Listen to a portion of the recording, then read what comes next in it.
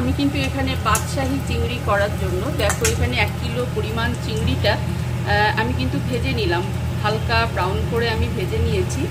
এবং এখানে আমি কড়াইতে দিয়েছি লবঙ্গ, দারচিনি, ছোটো এলাচ এবং কিছু কুচনো পেঁয়াজ। আচ্ছা, এটা হালকা ব্রাউন হয়ে গেছে।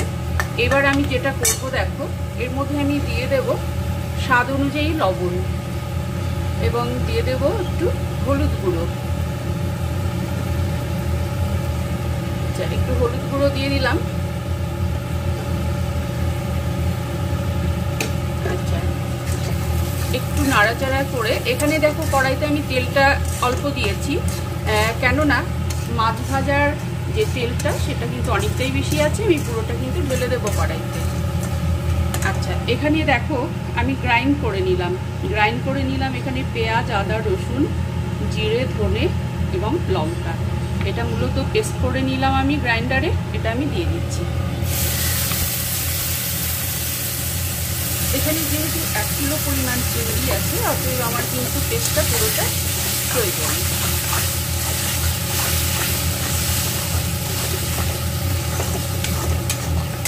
আচ্ছা, ফ্লেমটা বাড়িয়ে দেব। দেখো এখানে আমি দিয়ে দিচ্ছি কাশ্মীরি মির্চ।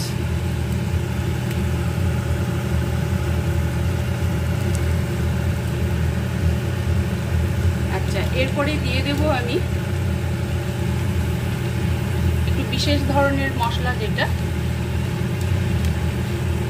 সেটা বাড়িতে বানিয়ে নেওয়া যায়। জায়ফল, জয়িত্রী, দারচিনি, লবঙ্গ, ছোটো এলাচ, বড় এলাচ, এসব সহযোগে আর কি একটা কিন্তু ভালো মশলা কিন্তু বানিয়ে নেওয়া যায়। আচ্ছা, মশলাটা কিন্তু আমি কষিয়ে নেব ভালো করে।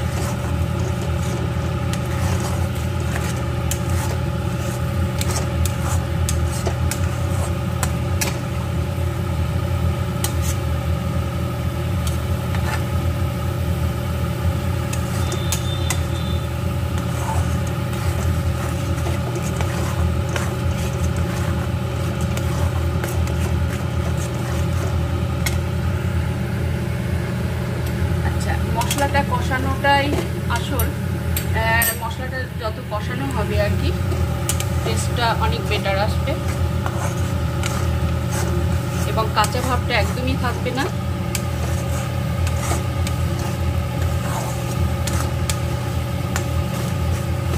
আচ্ছা, এখানে আমার মনে রাখতে হবে রান্না হচ্ছে বাদশাহী চিংড়ি। আচ্ছা, এবার মশলার ভেতরে এই যে আমার যে 1 কিলো পরিমাণ যে চিংড়িটা ভেজে রেখেছি, আমি কিন্তু টোটালটাই কিন্তু দিয়ে দিচ্ছি। এতে তেল সমেত কিন্তু আছে, আমি পুরোটা দিয়ে দিচ্ছি। তেল সমেত পুরোটা কিন্তু আমি দিয়ে দিলাম।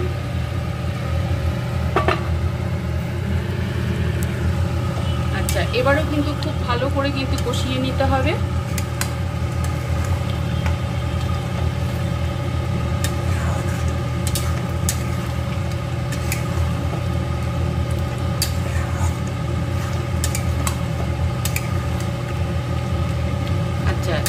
ভালো করে কিন্তু আমি একটু কষিয়ে নেব। আচ্ছা, এখানে দেখো বাদশাহী চিংড়ির যে লুকটা তোমাদের দেখাই, এর আগেও আমি চিংড়ির প্রিপারেশন দেখিয়েছি। এখানে দেখো ডিফারেন্ট টাইপের কিন্তু বা ডিফারেন্ট সমস্ত কিছু তোমরা দেখলে অলওয়েজ বুঝতে পারবে, দেখো দেখলেই বুঝতে পারবে। আচ্ছা, এই অবস্থায় আমি এখন দিয়ে দিচ্ছি শাহি গরম মশলা। যেহেতু আমার বাদশাহী চিংড়ি হচ্ছে, আমি দিয়ে দেবো এবার শাহি গরম মশলা।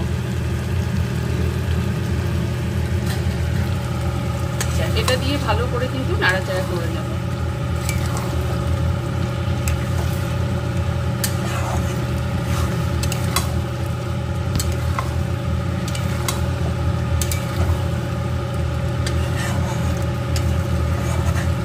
আচ্ছা, খুব ভালো করে এখানে কষিয়ে নেব।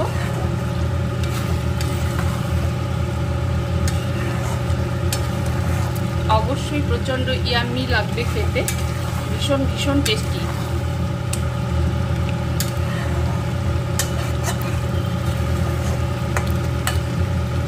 এই ধরনের প্রিপারেশনগুলো অ্যাকচুয়ালি ছেলে মেয়ের জন্যই বানানো হয় এবং কোনো রিলেটিভ এলে তবেই বানানো হয়। ছেলে মেয়ে ভীষণই পছন্দ করে খেতে এই ধরনের প্রিপারেশনগুলো।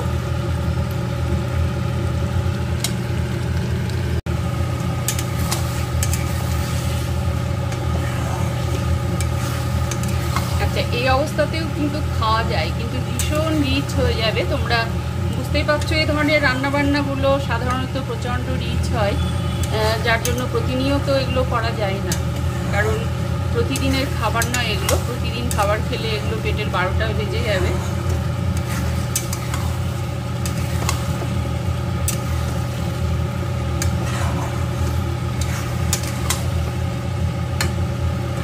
ফ্লেভারটা খুব সুন্দর বেরিয়েছে।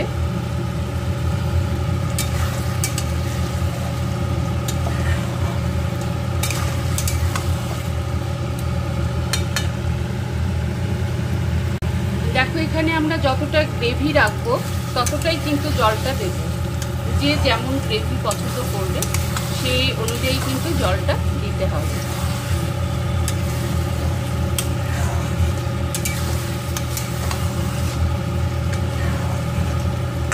আচ্ছা, খুব ভালো করে কিন্তু কষানো হয়ে গেছে, তোমরা সেটা বুঝতেই পারছো দেখে। এবার আমি জলটা দিয়ে দিচ্ছি।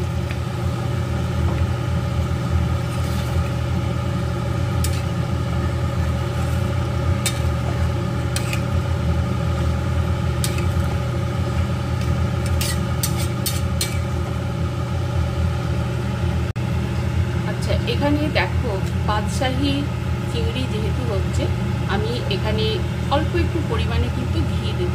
এবার তোমরা যে যতটা পরিমাণে দিতে চাও তোমরা দেবে। 1 চামচ দিলেই যথেষ্ট, আমি কিন্তু অল্প পরিমাণেই দেব।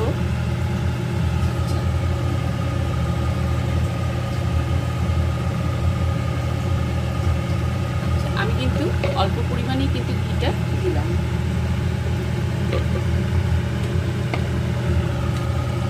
দেখো, গ্রেভিটা কিন্তু ফুটে উঠছে।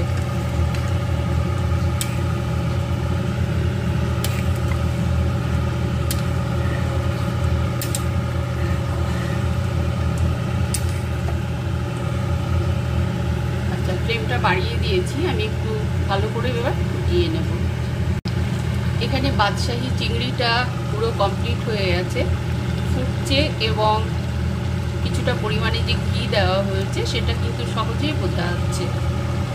টেস্টটা বেটার হয়। এবং দেখো তোমরা, এটা অবশ্যই একটু রিচ খাবারটা।